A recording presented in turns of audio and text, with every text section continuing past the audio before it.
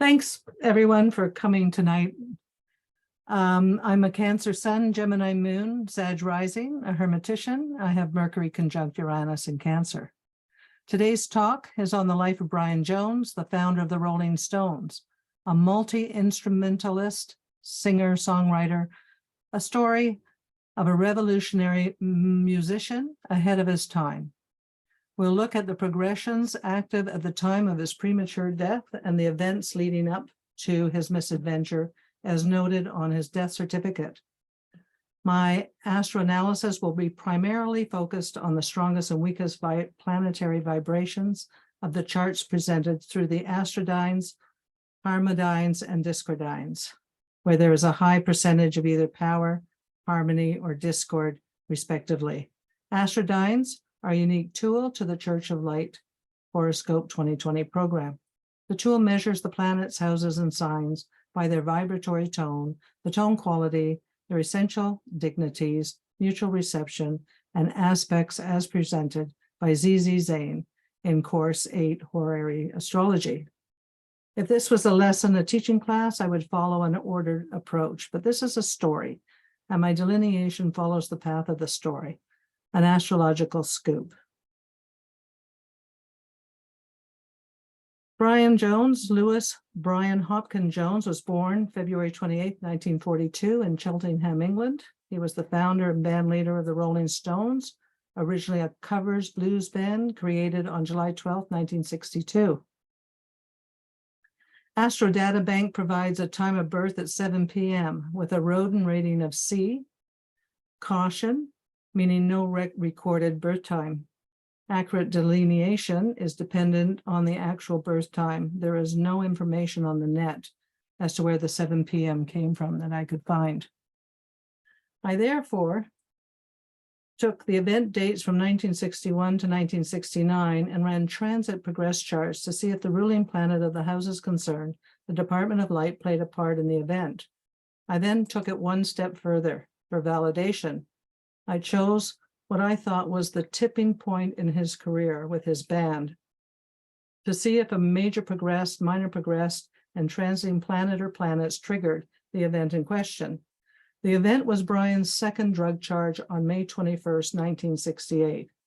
But here's a few notes leading up to this juncture. On February 12th, 1967, acting on a tip, police raid Keith Richards' country home, Redlands in West Whittington.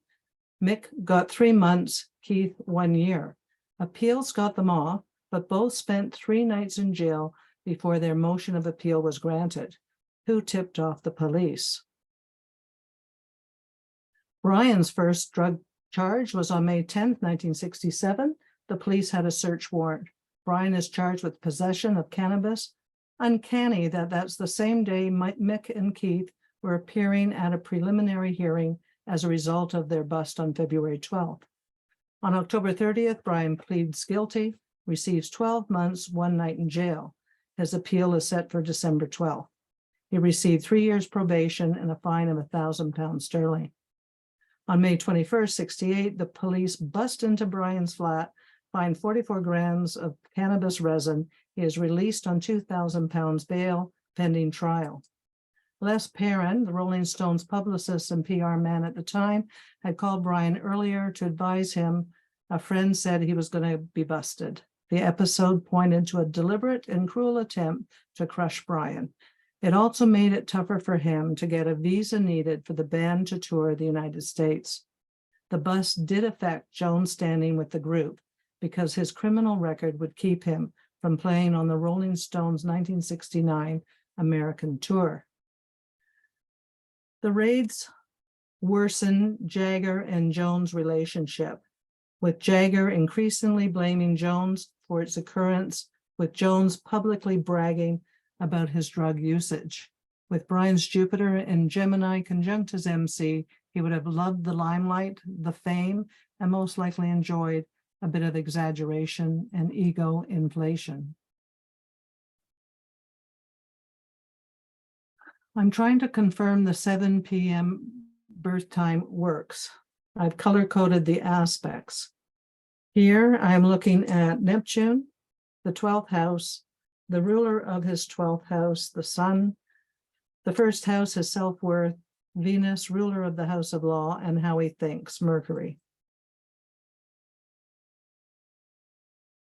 Neptune rules drugs, the 12th house rules crime, secret enemies, ruled by his sun, 9th house courts, legal matters, also Mars, the ruler of his 8th house, support from others.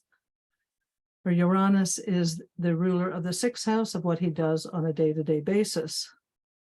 So let's start with transiting Neptune at 25 Scorpio, ruler of his 7th house of open enemies, is opposite major progress Saturn, 25 degrees Taurus, ruler of his 5th house of entertainment. Major progress Saturn is square minor progress Sun, ruler of his 12th house, located in his 6th house. Transiting Neptune squares minor progress Sun. Transiting Neptune sextiles. Transiting Uranus, 25 Virgo. Transiting Uranus trines major progress Saturn. Minor progress Sun squares natal Mars, completing the loop. All 4 charts are activated.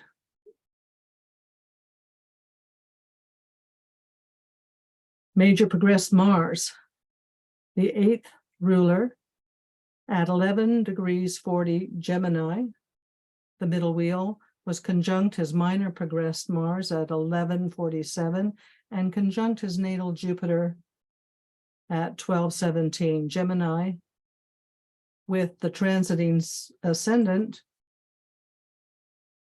in conjunct all 3 within 1 degree of perfect. Transiting ascendant 12 degrees 33 sextiles his natal ascendant 13:4. He may have realized his uncertainty of his future with the stones. Transiting ascendant 12 Scorpio 33, and his chart stays within 1 degree of orb from the 11:40 starting May 20th through to May 22nd at 3:03 a.m., where it has moved to 12:47, ending the trigger of this vibration. His relationship with the stones has now changed. There is no more trust or camaraderie. Transiting Venus, ruler of the house of the legal system, conjuncts natal Saturn. Transiting Venus, semisextiles transiting Mercury. Transiting Mercury, his ascendant rule, makes a semisextile to natal Saturn, 22 Taurus, ruler of his 5th house. And an inconjunct to minor progress Venus, the planet of ruling the 9th house of law. 22 Capricorn is also the ruler of his 2nd house and his 9th house. Minor progress Venus trines natal Saturn. Minor progress Venus makes another trine to transiting Saturn. Minor progress Venus is in conjunct minor progressed Jupiter. Minor progressed Jupiter is within 1 degree opposite major progressed Venus at 20 Aquarius. Minor progressed Venus sextiles natal Saturn. Transiting Saturn. And in conjuncts transiting Pluto. Transiting Pluto in conjuncts transiting Saturn and squares minor progressed Saturn. All 4 charts are involved, all aspects to each other are within 1 degree of perfect.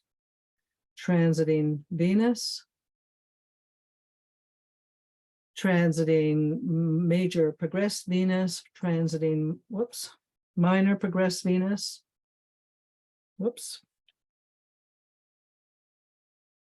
I guess it's not going to pop up, but there's transiting Venus, major progressed Venus, minor progressed Venus. I got them, are all very active. The ruler of his 9th house of law and his 2nd house of how he makes money. This chart confirms to me, even though there's no written record of 7 p.m. birth time, it appears to be valid. Let's look at who Brian Jones was. He's been written about numerous times. A few years ago, I read the book by Laura Jackson titled Brian Jones, The Untold Life and Mysterious Death of a Rock Legend, published in 2009. which tweaked my interest to see if astrology would tell the tale. The death certificate reads that Brian died from drowning, immersed, swimming, while under the influence, misadventure. Drowning on July 2nd, 1969. Here follows the astro analysis on whether Brian Jones drowned by misadventure or was murdered, and if so, by whom. Brian's natal chart has his sun at 9 degrees Pisces in the first decadent Pisces. The key word here is truth. Did he seek his own truth through his music, his passion? The sun rules his 12th house. He was secretive, timid, dreamy. His self-confidence grew as he matured. Because of his sensitivity to his immediate environment, Pisces, if there was discord, he was inclined to magnify any slight adversity or imagine adversity that never came to pass. Brian had a very large ego because of his talents and intelligence. He probably gave off a sense the other band members were not as important as he was. He did take a higher cut of the profits. When the others discovered he was getting more money, things turned very nasty for him. From that point on, Brian never quite understood where he stood with his band.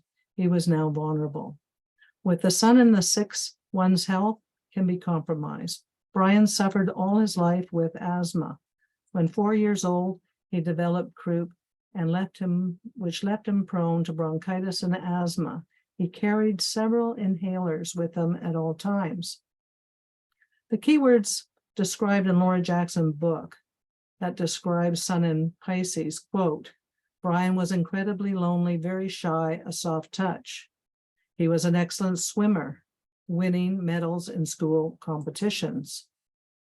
His moon is 12 degrees Leo in the 12th house in the second decadent Leo Sagittarius. The key word here is reformation, to improve and amend. Yet his need for respect as the leader of the band is greater to the point. He creates and therefore succumbs to his own illusions of being king. I am better than you. He feels emotionally courageous to the point of consequence. He eventually lost his way with his bandmates. Keywords described in the book.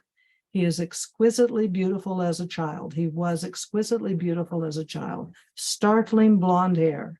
Well, moon in Leo, Venus in Aquarius. He has his ascendant at 13 Virgo. Second decadent, Virgo Capricorn. The key word here is experience, the good and the bad. Thus the life is filled with events. There's a great desire for worldly fame and honor, but the temptations are great. With a Virgo ascendant, one can be overcritical of oneself and others. His pride in his own talents most likely created animosity among the band members. He had a specific affinity with animals. He named his pet tabby cat Rolladur. As a boy, he was good with his hands. He crafted marquetry and painted canvas. With his Virgo ascendant, he would turn his skill to mastering an endless stream of exotic instruments, setting the standard for fellow musicians to copy and combat. Brian was anti-establishment. He has his moon and Venus in Aquarius. He has his Venus and Mercury opposite his moon and Pluto in Leo. His Leo moon also sextiles his Jupiter. He feels indestructible, over-optimistic. He shakes his mane and roars. The book describes Brian as being different. He never wanted to act like anyone else was Brian's stamp. He was highly intelligent. The headmaster of Pate's Grammar School described Brian as, quote, an intelligent rebel, but introverted, withdrawn, and a father on his back all the time. His IQ was impressive, 135, but he was very much a square peg in a round hole. A hometown friend called him a rebel without a cause, but when it came to examinations, he was brilliant. Quoting Brian Jones, when I made the 6th form, I found myself accepted by the older boys. Suddenly I was in. Look at his stellium. In the ninth house, Uranus conjunct Mars and Saturn. He was called by many a musical genius. This is the sleeve for his album, Brian Jones Presents the Pipes of Pan at Yayoka. The album cover was his own personal design. This slide is significant in my story. In the summer of '68, Brian wanted to bring the Sufi music of Yayoka, the music of Tangiers, to the world's attention, to explore, develop, and integrate it into the language of modern music, to give it the platform it richly deserved. The album was posthumously released in 1971 by the Rolling Stones. This was Brian's true love and talent in music, to bring a variety of instruments together to produce a unique and unconventional sound. Brian's Mercury is in the 6th house and his Venus is in the 5th house, conjunct in Aquarius. He became one of the pioneers of what would later be called world music. He had a highly fertile mind, Mercury in Aquarius, in its exaltation. From the book, Brian could not stand being bored. There was always an element of urgency and restlessness about Brian. He always seemed agitated, twitchy, impatient. Well, Jupiter in Gemini conjunct his midheaven, Jupiter being his most elevated planet, his most prominent planet. Jupiter squares his ascendant and Sun, making a T-square with the opposition of Sun ascendant. His Sun opposite the ascendant curbed his self-confidence. He would be at odds with his unrelenting desire for the realization of his goals. Jupiter trines Mercury and sextiles his moon. From the book, his greatest interest was music, an exceptionally fine guitarist, pianist, and saxophonist. Uranus and Mars are in exact conjunction. His first love, raw and raunchy rhythm and blues. Mars and Uranus is unified. With Saturn in Taurus, his determination and discipline allowed him the discipline and patience to experiment and master new sounds. From the book, he enjoyed reconstructing mock crashes, Uranus conjunct Mars. This tells us he enjoyed a little chaos, excitement in his life. His Mars is in detriment, Uranus is in its fall. Per Bill Wyman, a Rolling Stone, said he was a brilliant slide guitarist. His Taurian ruler, Venus, is in the 5th house of entertainment. Brian was boisterous and energetic, a rogue, abusive, a bully, Pluto and Leo. He had a sense of royalty, being the founder of the Stones. Both Mick and Keith said he was difficult to work with. Here we have a diagram where it shows the power of the planets, the most prominent in his chart. This is again unique to the Church of Light Horoscope 2020 program. As you can see, Brian's most prominent planet is Jupiter in his MC. Unfortunately, as the story goes, his desire for fame and fortune, he used his Jupiter in a negative manner. He overindulged in drugs and alcohol. He was arrogant, overconfident, and extravagant. These diagrams allows us to see where the planet, house, sign energy are most prominent, along with the areas that are weak in power and of less importance in the life. Let's look at Brian's fashion sense with Venus in Aquarius. Brian once professed wanting to be a fashion designer. He became the prototype of today's pop star. He experimented with silk, satins, and velvet, proving by bold example that a man could wear these sensual fabrics with style and grace and retain his masculinity. Brian's Venus makes 8 aspects, is the ruler of his 9th house and 2nd house. It is in harmony in the sign of Aquarius. This makes for the revolutionary musician noted in the introduction. Venus trines Jupiter and the MC, quoting Brian. Our sort of success is a first-class ticket to a lot of things. Jupiter in Gemini is in its detriment. It's opposite Moon and Pluto.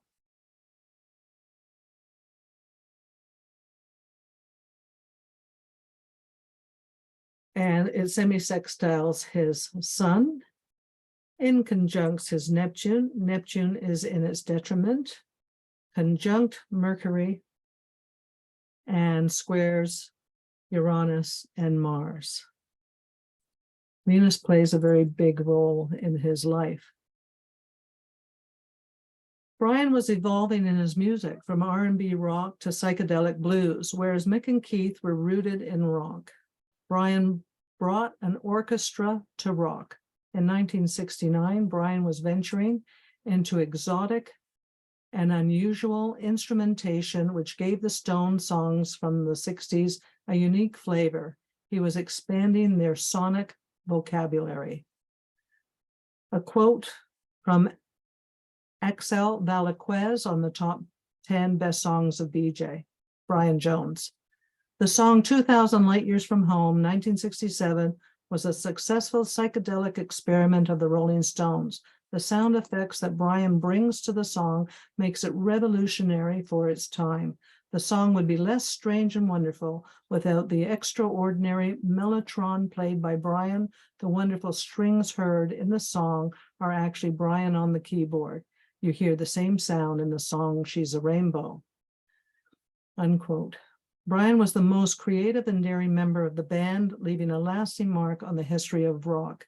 He lacked the ability of Mick and Keith to write songs. His focus was on the development of new sound textures from the sitar of India to the saxophone, which brought interesting colors to their songs. Look at Brian's Astrodynes, again, a unique delineation tool exclusive to the Church of Light horoscope program. You will see that Jupiter has the most Astrodynes of power and has the most harmony. Jupiter conjunct his midheaven also has the most power at 65.24 Astrodynes, with his 10th house being his most powerful and harmonious at 154.29 in power and in harmony at 4603. Then you add Gemini. He started to cultivate his boundless talents through faith in himself, Jupiter in Gemini, using his higher intellect with his powerful Gemini, his 10th house sign. With 4603 Harmodines, he could without a doubt accomplish his vision of being a world-renowned musician. Brian wanted to be as good as his friend Jimi Hendrix. His Sun is most discordant at minus 20.18 discordines. His vitality is compromised, his self-worth drained by the opposition to his ascendant. His Sun squares his MC and his Jupiter. He escapes through use of alcohol. It gave him the confidence and boldness he thought he needed. His 6th house is also discordant. This is what he does on a day-to-day basis, his work and his health. He ended up being very unhappy in the band, and he did not take care of his health. Both Leo and Pisces are discordant with minus 1050 and minus 1019. Leo, the showman, and Pisces, the dreamer. Brian was a rascal. He was not liked, especially when he wanted to do things his way or no way. Neptune in the 1st house gives the personality a mild, dreamy, impressionable, and fanciful nature that can be too idealistic or vague. Neptune has power of 46.42 Astrodynes and is in harmony at 1241. Neptune rules his 7th house of the public, but remember, it's in its detriment. 7th house with 10 Harmodines in harmony. His relationship with Mick and Keith didn't help, as they too were heavy drug users. He easily fell into the world of intoxication and narcotics. After his 2nd drug bust, which put a huge fear in him that imprisonment was on the horizon, he cut back his drinking. But at that young age, By then, it was too late. Pisces impresses, wants to impress with the creative visions, their imagination, inspiration, and intuitiveness. Yet Brian's Pisces is highly discordant at minus 10.19 discordines. He was overly sensitive, shy, and vulnerable. I'm not going to go into depth delineating Mick Jagger or Keith Richards' chart due to time. However, if you want to do your own analysis, birth times will be posted in the chat. Mick and Keith have a rodent rating of A. This designation means from memory or documented. They both are in their 80th year and still performing. At 71, Keith said, quote, "The Rolling Stones carry on touring because we still think we're getting better." Here's a quick snapshot of Mick Jagger's chart. Note the Astrology table shown, which is from the Church of Light horoscope program. Here you see a man with a highly discordant chart. Mick has more discord than power and harmony, yet he is still rocking in his 80th year. Keith Richards admitted the band's nickname for Jagger was Her Majesty or Whiny Needy Brenda. It seems to fit his astrodides. Mick has proven to us that he used his discordant energy to bring him great success and fame. Look at Mick's stellium of Leo planets. His sun at 2 degrees Leo, Jupiter at 5, Pluto at 6, Mercury at 10 degrees. He is definitely a showman extraordinaire. Leo gives him great vitality and confidence. At 304.5 astrodines and 2132 harmodines. The stellium competes with Brian's Pluto at 3 degrees Leo and his moon at 12 degrees Leo, both weak in discordines. Brian's Pluto and moon could not outshine the fiery energy levels of Mick's Leo planets. Mick's third house of communication is his most powerful at 186.88 in power and 2803 in harmony. With the sun, Jupiter, Pluto deposited there, giving him his songwriting skills, his confidence, his enthusiasm, and his power. Uranus has 18.91 harmodines conjunct his ascendant. The ascendant is only 0.41. Detached mental agility, versatility, his nervous energy. He is slick. He expresses his individuality through his gestures. His movements, he oozes rebellious electricity. Uranus, trine his midheaven, minus 30.27 in discordines. In 2002, Mick was honored with a knighthood for services to popular music by the Queen, giving him the title of Sir Mick Jagger. Aspiration and ambition are key words for air. Here is a success and honor with discord surrounding the planets, the signs, the houses, using discordant energy to bring about positive results. His Saturn is highly discordant at minus 3282 in his first house, minus 3757, and in Gemini, minus 1867. He has managed all these discordines impressively. This placement gave him the focus and willingness to work hard, to take his health seriously, and Gemini brings talent to his writing and singing. And with the help of Venus in Virgo, Venus rules his intercepted fifth house. Jagger learned early to take care of his body. Quote, he is said to run 12 kilometers a day, kickbox, lift weight, cycle, and practice ballet and yoga. It has been estimated that during the average show, he covers between 5 and 12 miles on stage, while strutting and shimmying through shows at dizzying speeds. I must say, with all that discordant energy in his chart, It gives credibility on how he has conducted his life. As Z.Z. Zane repeats many times, one's thought processes on life govern the success or failure of that life. Keith Richards, aka Keith the Guitar Riff, Rodin rating A. He's a musician, a guitarist, second vocalist, and co-principal songwriter for the Rolling Stones. He is an actor. His songwriting partnership with Mick Jagger is one of the most successful in history. Keith's sun is at 25 degrees Sagittarius in the third decadent of Sagittarius Leo. Keyword illumination, being the kingly Leo of the sign of this decan. It is well known that Keith is a free spirit. He goes with the flow but follows his own heart.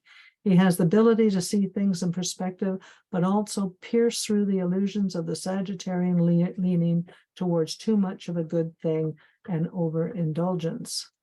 His sun is mildly discordant at -5.38.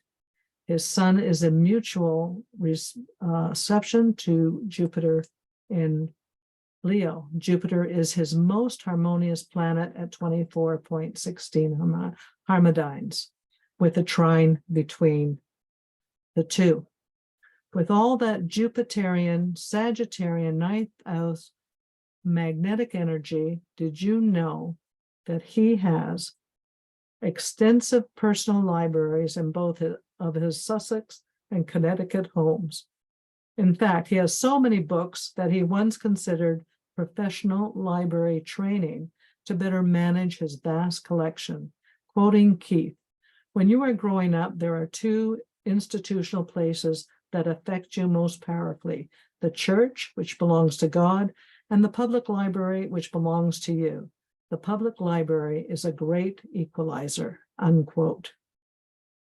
Keith Richards has 3 planets in Gemini, an intellectually curious being, Uranus, Mars, and Saturn. His moon is 7 degrees Virgo. The first decadent word achievement, conjunct the MC exact, is discordant at -894, but has the most power, 68.73 astrodynes. His 10th house is mildly discordant, but powerful at 140.65. In Virgo, again, discordant in harmony, but powerful at 140.65. His ambitions were more about perfecting his skills as a guitarist, getting a sense of fulfillment with every song he wrote, every concert he played.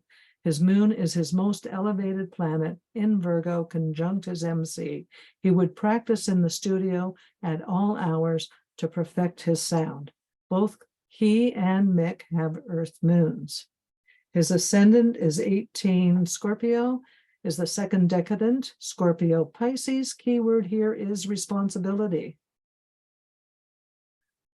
Very mildly discordant at 0.04 with the least power, 29 astrodynes.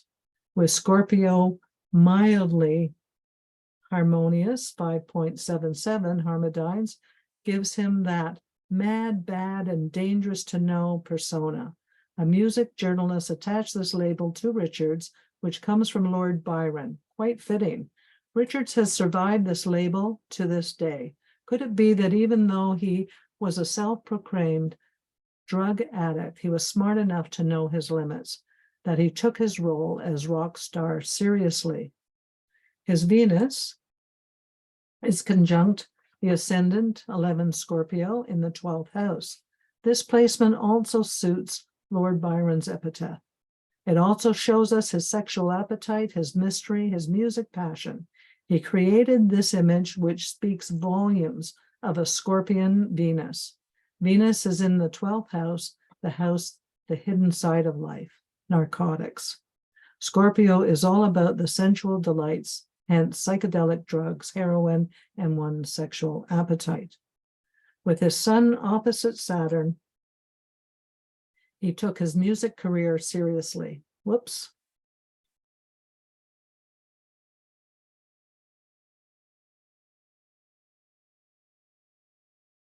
With Sun opposite Saturn, he knew this was where he could make some money. Saturn, hard work, co-ruler of his second house, with Jupiter as the ruler of his second house of money, trining his Sun, ruler of his ninth house of higher learning. He instinctively knew how to enjoy the best of life, and that included books. There is tension between these three rock stars, which you can see in their synastry charts. It started with the revelation that Brian was being paid more than the other band members. There was resentment. Brian gives interviews with the press boasting about taking drugs. Mick and Keith always felt that those interviews caused the problems with the police. The following aspects between Brian and Mick are all within 1 degree of orb, using the neutral conjunction aspect and the hard and semi-hard aspects. Mick's Uranus is conjunct Brian's MC. Mick's Venus is conjunct Brian's ascendant. Mick's ascendant is conjunct Brian's Jupiter. Brian's ascendant is square Mick's ascendant. Brian's moon is 12 degrees Leo, square Mick's Mars, 12 Taurus. Brian's Venus is 6 Aquarius, opposite Mick's Pluto, 6 Leo, and Mick's Jupiter at 5 Leo. Brian's Venus is sesqui square Mick's Saturn at 21 Gemini, and Brian's Mercury is 13 degrees Aquarius in conjunct Mick's Venus at 13 Virgo. These two personalities and ambitions come to the forefront, having the most power. These aspects between Brian and Mick are within 1 degree of orb. Their most powerful aspect is Mick's Taurus Mars and Brian's Leo Moon, which has 11.87 astrodynes and is their most discordant at minus 14.84. They clashed. Look at their ascendants. Mick's ascendant with Brian's Mercury has power and is in harmony. Brian was not the songwriter, and Mick was no more than his voice and gestations, but they knew how to make it work. Mick's ascendant is conjunct Brian's Jupiter at 11.19 and 5.59 in harmony in Gemini. They worked well together to give their audience a performance worth their time and money. Mick's ascendant is square Brian's ascendant, 9.98 in power, but minus 9.98 in harmony. They both wanted to be the front man, both with huge egos. Mick's Venus and Mick's Mars are harmonious with Brian's ascendant. They understood their roles as performers. Both their MCs are harmonious. With Brian's ascendant, are harmonious at 9.49. They respected each other's talents. And finally, Mick's Neptune and Brian's Neptune are conjunct at 29 Virgo with 9.21 astrodynes. They were both very creative, producing 5 #1 hits from 1965 to 1969. All in all, I would say that they valued each other's talents and worked together, cooperated with each other to accomplish what they had set out to do, become a world-renowned pop group. Here we have Brian's chart in the middle. What have I done? I'm just going to go back for a minute. Yes, okay. Here we have Brian's chart in the middle. Keith is on the outside. A reminder, we're only looking at the hard neutral aspects. Right away, you see that their MCs square each other, 7 Gemini and 7 Virgo. These two would have been at odds with the direction of the music. Brian's Sun at 9 Pisces, his creative inspirations. His vision is in conjunct Keith's Pluto at 8 Leo. Who do you think had to compromise with the direction the music was going? Brian's Moon, 12 Leo is square Keith's Venus, 11 Scorpio. Brian never wanted Keith in his band. Something rubbed him the wrong way. This aspect explains this. The chemistry is just not working. Brian's Mars is 26 Taurus, squares Keith's Jupiter 27 Leo. Brian's Mars, being in its detriment, gives Keith the advantage. Jupiter in Leo allows the boisterous, overbearing, strong-willed Richards to have the upper hand. His Jupiter, his MC, and his moon are deposited in Brian's 12th. I would think Keith tried hard to undermine his standing with the band. Brian's Uranus, 26 Taurus, is square Keith's Jupiter in Leo. This vibration can lead Brian to react in an unpredictable, disruptive way. However, in Taurus, he may have become stubbornly patient, possibly thinking his time will come instead of dealing with the obstacles between the two. Brian's Mars is in conjunct Brian's MC, Brian's Mars is conjunct Brian's MC, so it seemed Keith may have bullied Brian to the point Brian gave up. Keith's Mars is square Brian's moon. I get a little lost sometimes. I would hazard a guess that the pranks played on Brian were Keith's ideas. Brian's MC,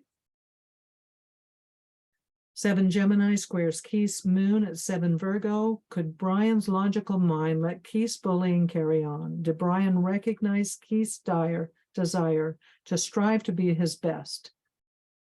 His desire for the band's success, that he turned a blind eye, waiting patiently for a time to stand up and let his Pluto and Leo roar.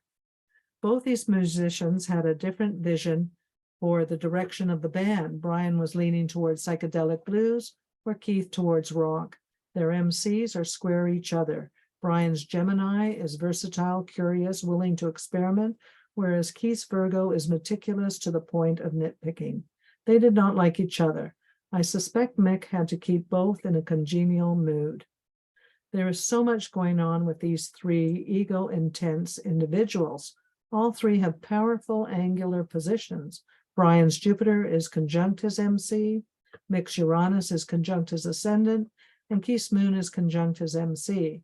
You may find it interesting to review the synastry of Mick and Keith on your own. A lot of astral vibrations between the two within 1 degree of perfect. Brian and Keith's astrodynes, it's interesting. There's very little between them. It appears the MC has the most activity. Brian's MC and Keith's moon have 9.96 in power, but 9.96 in discord. Keith's Mars is conjunct Brian's MC with 11.24 in power, but is discordant at minus 2.8. As well, their MCs square the MC with 9.52 in power and in discord.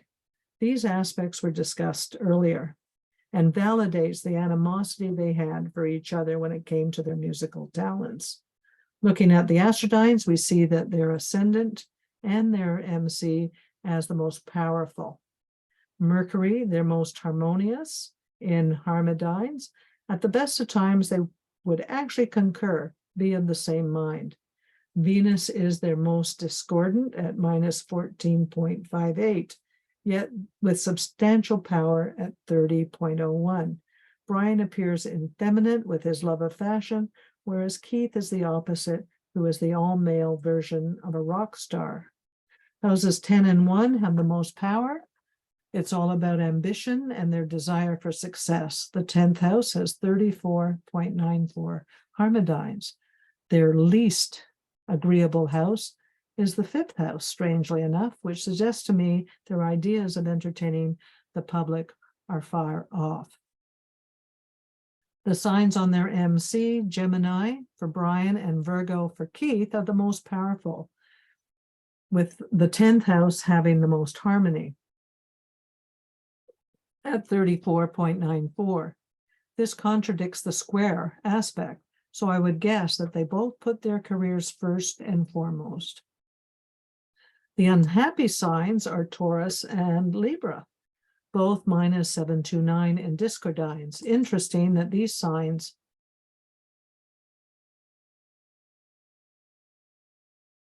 rule musicians, and these two bandmates are at odds with each other. They had their own ideas of the type of music they wanted to play. They both squared off with each other. Keith said, quote, "Brian and I were two guitarists in the same band, two guitars and one sound. However, if you listen closely to the Stones' early music, you will hear the exotic instruments in the background, making the songs unique, electric, carrying a higher octave than just rock.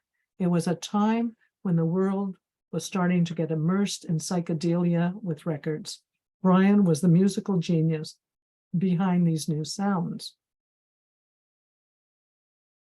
Meet Anita Pallenberg, the girl who bewitched the Rolling Stones, causing further tension amongst them. Brian meets her in September 1965 at the Stones music concert. A lean, willowy blonde, she had an unsettling air about her. Pallenberg was an Italian actress, artist, and model, a style icon and an it girl of the 60s and 70s. Pallenberg was credited as the muse of the Rolling Stones. Brian was knocked out by Anita. She fascinated him and could dominate him. On meeting Brian, Anita said, quote, "I had some amyl nitrate and a piece of hash. I asked Brian if he wanted a joint, and he said yes." She further expanded on their first meeting, quote, "I decided to kidnap Brian. Brian seemed to be the most sexually flexible," unquote. They dated for 2 years. In 1967, Brian, Anita, and Keith take a trip to Marrakesh, Morocco. Keith and Anita have an affair. They start living together from 1967 to 1980 and had 3 children. Brian would never forgive Keith. This finished Brian off. His fast deterioration, his disinterest, his numbness speaks volumes. In 1968, she later stars in a movie performance, an erotic film with Mick. Keith was now to get a taste of what he dished out to Brian. Anita had such a strong magnetism over the Stones. I had no birth time available for her, so I used a natural wheel. I found she had a very strong astral connection to all 3, with her Neptune at 28 Virgo, drugs and illusions, intrigue, and her Mars, her wild, passionate persona at 14 Gemini. She caused considerable friction amongst them. It is speculated that Mick and Keith were still reeling over the Red Lines bus at the time they were producing the 67's Flowers album. On the cover, you will see the Stones portraits as flowers. All have leaves on the stem, with one exception, Brian. Per Bill Wyman, he claimed Mick and Keith were the authors of the prank. Mick and Keith's bitterness for Brian grows stronger. In a promo film, We Love You, they presented him being completely stoned. You can view the video on YouTube. Was this another trick played with Brian? He was just facing his trial after his first bust, with his druggy appearance in the promotion certainly didn't help his reputation with the public or the courtroom. It is speculated that they were behind Brian's second drug bust. Did they want revenge for Brian's stupid interview that would almost cost them their careers? Brian wasn't wanted in the band anymore. It was now Mick and Keith's band, so he started rebelling against the new order. Mick and Keith were on one side of the rift and Brian on the other. Rock and Roll Circus was a recording of a live extravaganza of music with a circus theme that was recorded in December 1968, a hard rock blues album. This is when Brian was deeply unhappy and started thinking about leaving the band. It was Brian Jones' last appearance with the Rolling Stones. The circus featured The Who, Jethro Tull, Taj Mahal, Marianne Faithfull, The Dirty Mac, made up of John Lennon, Mitch Mitchell, Eric Clapton, and Yoko Ono. Due to Brian's death, the Rock and Roll Circus album was forgotten, then remembered, only released in October 1996.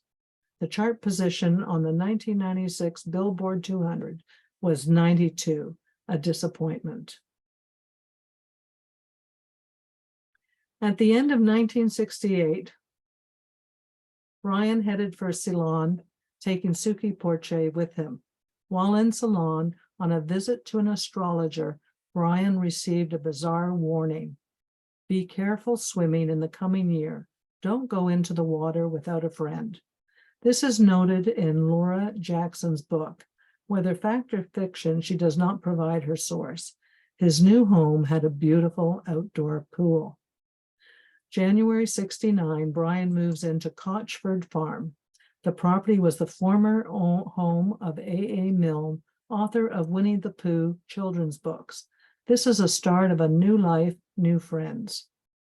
With repairs needed on the farm, Rolling Stones Incorporated sent Frank Thorogood, an employee who had previously carried out renovations for Keith Richards at Redlands. No one at Cotchford Farm liked or trusted Frank and his crew. A new girl enters Brian's life, Anna Wolin.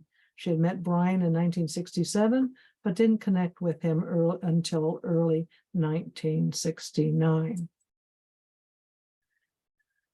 Here is the timeline leading up to his fateful day, July 2nd, 1969. It was the drug offenses that denied Brian a visa for the planned U.S. tour for late 69 that tipped the balance that led to the ban asking him to leave. The official announcement was made on June the 8th. The newspapers announced that Brian Jones officially quits the Stones. A few days before his death, in an interview with Thomas Farrell of Bravo magazine, Brian is quoted, "2 years ago, I wanted to leave, but Mick talked me out of it. Today, there is no turning back. I want to play my kind of music, which is no longer the Stones' music." Brian was making future plans. Alexis Corner, a key figure in the early 60s London blues scene, visited Brian on Cotchford Farm to give him advice to reorganize his musical thinking. Quote, "He was really happy at the time he died. He was getting his new blues-based band together." Alexi agreed to act as his rehearsal director. Quote, "Brian was his old self. He was off the drugs and excited for the future. He was in a very fine fettle indeed," unquote. Brian wanted to be the front man, person without competition from a lead singer's dapper diva danceability. Mick said later that they didn't try to bring out Brian's songwriting ability. They probably unintentionally stifled him. On June 12th, Helen Spittle joined Brian on the farm, a personal invitation. She was a longtime fan. They became very close since early 1968, a unique platonic relationship. Helen took with her two very strong memories of that visit. One, why did Brian tolerate Frank Thorogood? Two, when a bottle of prescription tablets arrived at the house by taxi, the driver was most insistent that I read the details on the bottle. They were legal and above board. June 13th, Mick Taylor, a guitarist, replaces Brian, joins the Rolling Stones band. Monday, June 30th, Brian asks his good friends to come for the weekend, Les and Janie Perrin. Janie responded by saying, "Only if the Cowboys weren't there." Brian responded by saying, "I'm going to get rid of this lot." Brian had also heard that his first single since breaking with the Stones had just gone to press. Tuesday, July 1st. He had also arranged 2 auditions for his new group who were to come to Cotchford on Thursday, July 3rd. That same day, a self-invited guest, Anne Lawson, arrives to stay for a few days with Frank Thorogood. The Players, July 2nd, 1969. Excuse me. Tom Keylock, past life before the Stones, ex-Army paratrooper, driver, bodyguard. He started as a chauffeur for the Stones, Then he was referred to as the minder and general fixer, and then road manager from the mid-60s to early 70s. Frank Thorogood, aka Frankie Fortune, builder, childhood friend of Tom Keylock's. He and his crew were employed by the Rolling Stones Corporation from November 68 to July 1969. He was sacked by the Rolling Stones Corporation the day Brian died. Anne Wolin, she and Brian had been a couple since early 1969. Janet Lawson, Tom Keylock's girlfriend, a 26-year-old registered nurse, a self-invited guest to Cotchford Farm. She was there to get a handle on the tense relations between Brian and Frank Thorogood. Her words, to keep an eye on Brian. An unidentified woman, I believe, is Suki Porche, a former girlfriend of Brian's. Why was she there? Why did she not give a witness statement? To add to the mysterious death of Brian Jones, a local woman, a taxi driver, Joan Fitzsimmons, had an on and off relationship with the married Frank Thorogood. She was friends with Janet Lawson, and she was the one who introduced Lawson to Tom Keylock. She drove taxi the night Brian died. 24 days after Brian's death, she is the victim of a vicious assault, which left her in a coma with a fractured skull and blinded for life. On reading this news, Janet Lawson immediately went into hiding. There are unofficial reports that place construction crews members, Tom Keylock and Joan's ex-girlfriend, Suki Porche, there as well. On Wednesday, July 2nd, Frank Thorogood makes his weekly Wednesday visit to London to collect the weekly pay packets, but returns empty-handed and furious. Brian had convinced his accountant to stop their wages as he was still waiting for his £100,000 payoff from the Stones.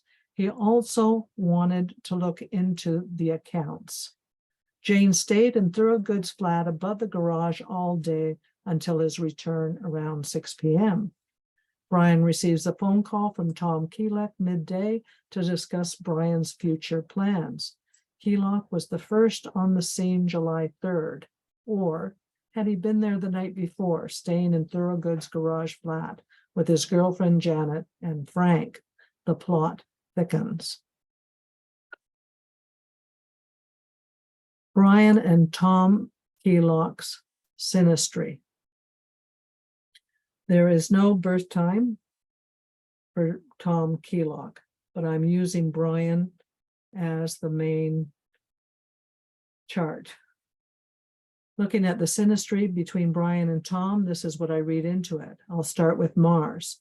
Tom's Mars is the ruler of Brian's 8th house of death and squares Brian's Pluto. Tom's Uranus is opposite Brian's Neptune. Neptune rules Brian's 7th house of open enemies. Uranus is the ruler of Brian's 6th house, his new business venture and his music. The work environment is changing. Tom's Jupiter squares Brian's Saturn. Jupiter is the ruler of Brian's 5th house. Tom's Mercury conjuncts his moon. Mercury rules Brian's 10th and 1st houses. Brian was setting up his studio in his home. Jupiter rules the 4th. He had friends supporting him. His moon rules his 11th house. John Lennon was one of those friends. Note that Keylock's Mercury, Sun, Neptune, and Moon in Leo are deposited in Brian's 12th house, a hidden enemy, and that his Mercury conjunct Brian's moon exact seems to tell us Tom may have had the upper hand in their relationship. He could manipulate Brian with the power of his words. Tom's moon, 25 Leo, squares both Brian's Mars and Uranus. Brian's action could make Tom's emotions boil. Tom's transits on the day of July 1969. When I look at Tom's transits for a trigger, I see that there is a lot of vibrational energy surrounding that day. Tom's natal chart is erected for noon. We have to ignore the houses, the ascendant, the MC. The aspects are all within 1 degree of perfect. Transiting Pluto conjuncts his Jupiter. Transiting Neptune squares his moon. Transiting Uranus semi-squares his sun. Transiting Jupiter is opposite his Uranus. Transiting Mercury semi-sextiles his Venus. Transiting Venus squares the moon. Tom's emotions are running high this day. Transiting moon has been building up direct contact to both his Venus, worry, and to both his Saturn, worry, and his Venus finances, a square and an inconjunct. That day, the moon moved to 26 Aquarius and squared Brian's Mars and Uranus. The moon traveled within 1 degree of perfect to Mars and Uranus from 25 degrees 8 minutes at 10:50 a.m.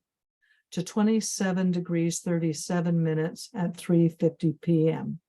An erratic, impersonal, detached moon in Aquarius, removing an obstacle, square, in an unpredictable outcome that is causing uncertainty for his future, Uranus, by way of force, violence, Mars. He may have made a sudden rash decision that day. So let's put it together. Conspiracy to murder is represented by Pluto. Transiting Pluto is 22 degrees Virgo, 38 minutes, sextiles major progress Saturn, 22 Scorpio, and inconjuncts his natal Jupiter, 23 Aquarius. Major progress Pluto, conjunct natal Pluto, 15 Cancer, minor progress Jupiter, 15 Gemini, semi-sextiles major progress Pluto, and Sun.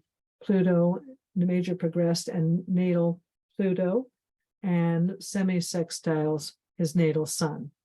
Pluto is active, but there is no loop tying the 4 charts together. Minor progressed Mars, the planet associated with violence, is active, is semi-square minor progressed Mercury, sextile major progressed Venus, and square natal Mercury. Major progressed Mars at 19 Taurus is in force. Sextile natal Venus, sextile minor progressed Pluto, and trines natal Saturn is in opposition to major progressed Mars, but there is no transiting trigger within 1 degree of perfect.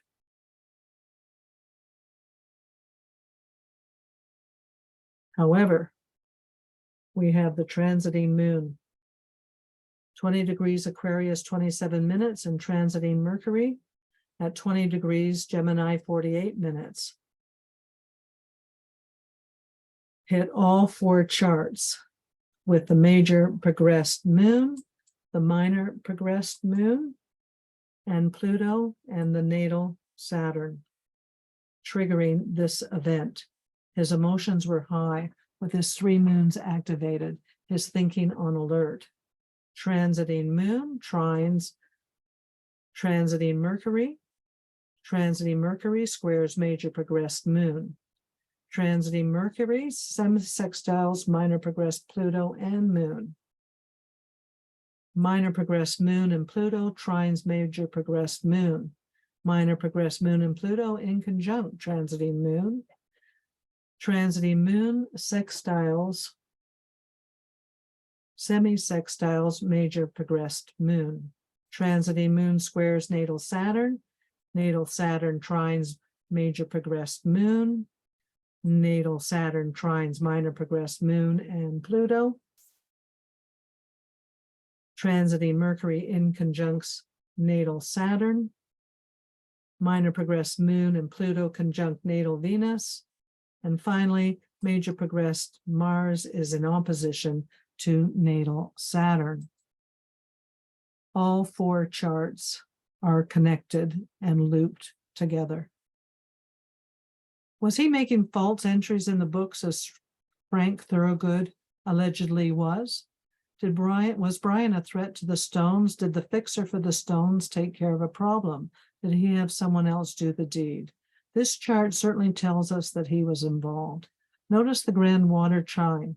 Major progressed moon in Pisces, emotions, Cancer, Pluto and moon in Cancer, murder, and Saturn in Scorpio, restraints. Brian's final hours. These charts were erected at 11:45 p.m. based on when he was pronounced dead, according to the pathologist at the scene, who gave the estimated time of death between 11:30 and midnight, July 2nd. I used the midpoint. Just before her death in 2008, Janet Lawson, the person who found Brian dead at the bottom of his pool, agreed to speak to journalist Scott Jones. Janet's recollection of events goes as follows, quote, Brian invited Frank and I to join him and Anna to dinner that evening. I believe so he could terminate his presence at his home. However, Brian didn't raise the subject, and after dinner, Jones and Thorogood larked about in the pool. Later, when Jones was in the pool by himself, he had asked me to find one of his 4 asthma inhalers. They were not by the pool. Frank came into the house in a lather. His hands were shaking. I thought the worst and straight away went to the pool to check when I saw Brian at the bottom. I called for help. Frank initially did nothing, unquote. Remember, she's an insider to what Tom Keylock knows. I find it hard to believe they were larking about in the pool when he's not happy with the man. He was starting an investigation on the cost Thorogood billed for the repairs. That seemed to be taking far too much time. It was reported that Frank Thorogood injured his wrist badly enough on July 2nd that he needed medical attention. For the next 6 hours, we have 3 witnesses with 3 different versions of what happened that evening. They all said they left the pool independently. They went to separate areas of the house minutes before he drowned. They were all stone, Keylock vouched. What people don't know is that very strong hash cakes were made. Brian's progress charts for July 2nd. To start, I want to see if any progressions that day involve violence. Pluto, Mars, 12th house, Neptune for drowning, Uranus for sudden and unexpected, his sun, which rules his 12th, and Saturn, restriction, restraints. The moon is the ruler of his 11th house of friends. Venus is about money. Major progress Mars at 12. Gemini is squared his ascendant. Sextiled his moon, 12 degrees Leo, and is conjunct his Jupiter at 12 Gemini. His major progressed ascendant, 3 degrees 44, was sextile to his Pluto at 3 degrees Leo, 4 minutes. His major progressed sun, 646, the ruler of his 12th house, is sextile his Venus, 6 degrees 6 minutes, and his midheaven, 7 degrees, 7 degrees 38 minutes. Major progressed Venus. Let me find it for a minute. Major progressed Venus is semi-square major progressed Sun. Major progressed Mercury, 16 degrees squared major progressed Jupiter.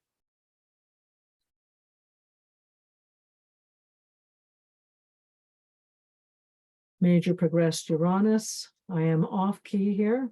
Sorry about that. But I'll just continue. Major progressed Uranus.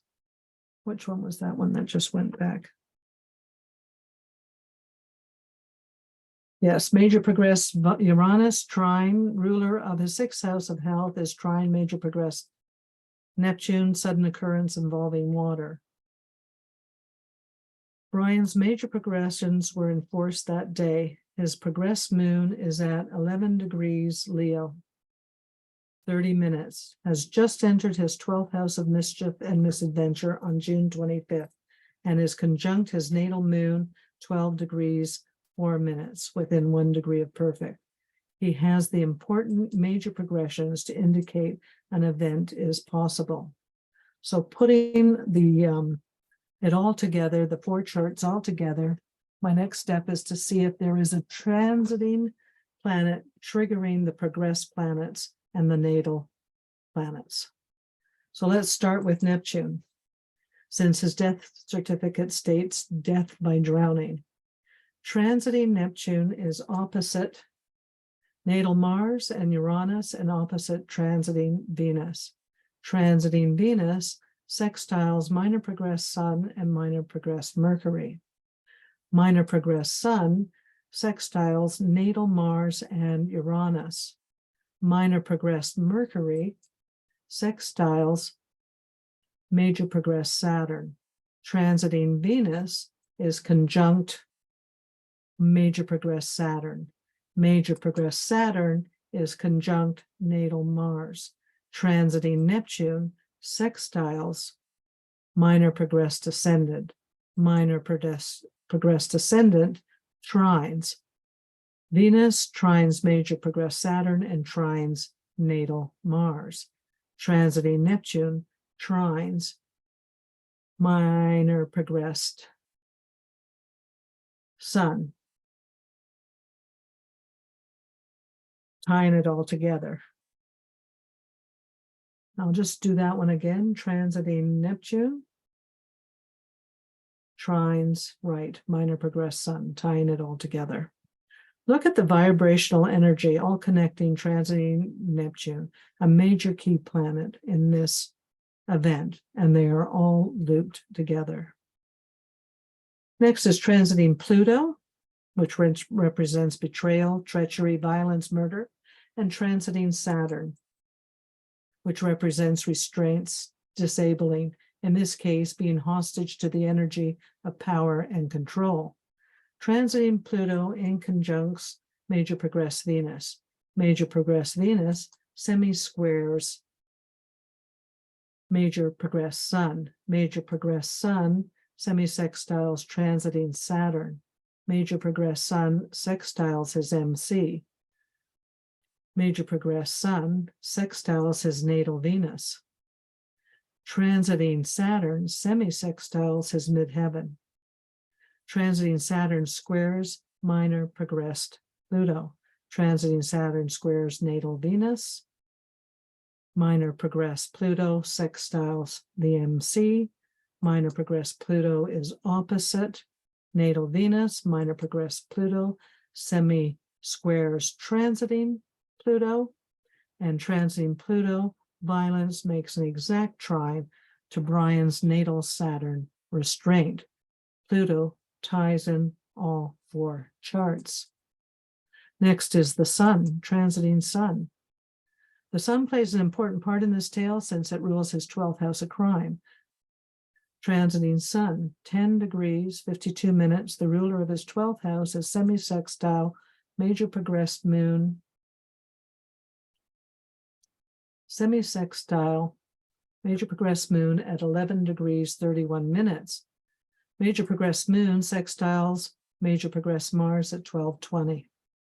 Major progressed Mars sextiles natal moon at 12:04. Major progressed moon conjuncts the natal moon. Major progressed Mars at 12:20 squares the ascendant 13:04 minutes. Major progressed Mars is in a very close conjunction to natal Jupiter at 12:17, the ruler of his 4th house of endings. Major progressed Mars at 12 degrees 20 minutes was within 1 degree of perfect of the opposing minor progressed moon at 13:20 at 9:30 that evening, possibly the time when the event was set in motion. Mars is the ruler of his 8th house of death. Minor progressed moon squares Brian's ascendant. All 4 charts are tied together with the transiting sun, which has just entered his 11th house of friends. Was Brian too trusting? And finally, transiting Jupiter, which rules his 4th house of endings. Conjunct both the major progressed and natal Neptune representing drowning. Transiting Jupiter is sesqua square natal Mercury, the ruler of his 10th house of fame and ascendant. Minor progressed Venus, ruler of his 2nd house, money, is in conjunct natal Neptune. And transiting Jupiter trines major progressed Uranus, sudden and unexpected. We have all 4 wheels energized by transiting Jupiter. Brian was too trusting of those around him, possibly overestimating his confidence, overlooking the details, not sensing the mood of that day. All this vibrational energy within 1 degree of perfect. Wow. We have transiting Neptune, transiting Pluto, transiting Saturn, Venus, along with Jupiter and the sun, triggering this major event. One wonders about the power of our incredible universe. Pluto represents death by being submerged underwater. Neptune restrained Saturn over money. Venus ending his vitality, his sun. Has astrology solved this mystery? His dogs were absent from the poolside at the time of his death, usually always at his side. Why? Where were the 4 inhalers? He always kept them at each corner of his pool. Why did all 3 of the witnesses drop off the map for decades? Anne Wolin, against her wishes, was ushered out of the country to Sweden before Brian's funeral on July the 10th. Shortly afterwards, she miscarries Brian's child. Janet Lawson goes into hiding after her friend Joan Fitzsimmons is badly beaten. Frank Thorogood was known as Frankie Fortune after Brian's death. He seemed to fade away into the background, apparently living the good life. There is nothing on Frank on the net, except for the events on July 2nd, 1969, and his 1992 TV interview. The title ran, "I Could Have Saved Rolling Stone Brian." I could not find that interview. There is no birth data at all available for Thorogood. The aftermath. In 1993, according to Tom Keylock, Thorogood was the last person to see Brian alive, allegedly confessed to him from his deathbed at a London hospital. Per Keylock, Thorogood blurted out that he needed to come clean, that he said, "I'd done him in." Thorogood died sometime later that day, denying any chance for an eyewitness to hear or record that alleged confession. This alleged confession conveniently seems to tie up the whole episode neatly so that no more questions are asked. Why was Tom Keylock never formally questioned by police? Keylock later came out to admit that he was at Cotchford Farm that night. In 1993, a new file was opened by the police to respond to a claim that Brian was murdered by a gang of men who held him upside down in the pool. Some believe that Keylock orchestrated an entire committee of people to hold Jones underwater. That way, there would be less chance of any sign of struggle. Police found 5 capsules of Durofet, a restricted drug known as Black Bomber, a form of amphetamine, speed, in Thorogood's coat. Thorogood was only cautioned by police. They decided not to give the information about the drug find to the coroner. Why was he not charged with possession and further investigated? It has been stated in later investigations that were other people present on the grounds of Cotchford Farm that night. On July 3rd, the next day, the workmen from Cotchford Farm take over Brian's home and conducted themselves shamefully, bringing their women. Later, lorries arrive and possessions from all over the house are loaded and taken away. Later, a bonfire is lit in the garden, burning enormous amounts of stuff. Why do the police allow this to happen? Why was his music room, where he was working on new material, ransacked? Why was his belongings burned? Keylock was also accused of burning important papers at Cotchford, and ended up with many of Jones's possessions, including his Rolls Royce. Many years later, Keylock said he was told by his brother-in-law, DCI, Detective Constable Inspector Frank Keylock, his brother, a senior officer at Scotland Yard, that Jones' death was ordered to be a cover-up job because local police made so many mistakes. There are all kinds of theories on how he died. Did Brian Jones drown under the power of another individual? Did he succumb to intoxication from drugs? Did he have an asthma attack? The theories are endless. With regards to biochemists and chromatography test reports, blood barbiturate was nil. His blood alcohol, excuse me, his blood alcohol was 140 megs, equivalent to the consumption of 3.5 pints of beer. Nowhere near paralytic.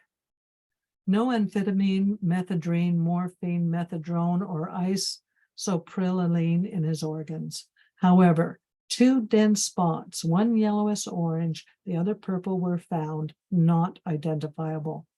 Brian's urine analysis revealed an amphetamine-like substance, but not actual amphetamine, amounting to 1720 megs percent. Nearly 9 times the normal amount was present. This suggests ingestion of a fairly large quantity of a drug. No internal injuries, no evidence of violence was found. No drugs was found in the farmhouse when it was searched later, nor were there any drugs in his system, bar the one noted above. Quote from Anna. My Brian was a wonderful, charismatic man who was happier than ever. He had given up drugs and was looking forward to pursuing his musical career he wanted. His funeral was held on July 10th. The date on Brian's gravestone reads July 3rd as the date of death because Dr. R. Evans announced the time of death at 12:10 on July 3rd when he arrived at the scene. However, the pathologist at the scene earlier gave the time between 11:30 and midnight. Only 2 members of the Stones attended Brian's funeral, Bill Wyman and Charlie Watts. Tom Keylock and Frank Thorogood were there, yet Frank had been fired by the Stones earlier. Comment from one of Brian's sons, Mark, many years later, quote, Brian's death aided the Stones. It almost provided a gem in a way. Can you imagine what Brian, would be doing now? Brian Jones, the last figure on the left, is one of the fellow musicians on the list of the 27 Club, consisting mostly of popular musicians, artists, actors, and other celebrities who died at the age of 27. Kurt Cobain, Jimi Hendrix, Janis Joplin, Jim Morrison, Amy Winehouse, to name a few. On an astrological perspective, it is a time when the progressed moon returns to its natal position, a progressed lunar return, a time of emotional confusion and needs. Brian's progressed moon is 11 Leo, is within 1 degree orb of his natal moon. It just entered his 12th house. The moon rules his 11th house of friends. He had known Tom Keylock since the mid-60s. Did he consider him a friend?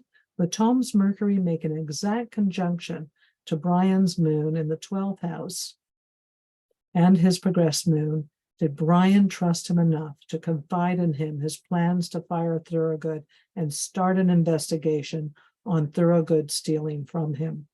This whodunit mystery leaves you to draw your own conclusions.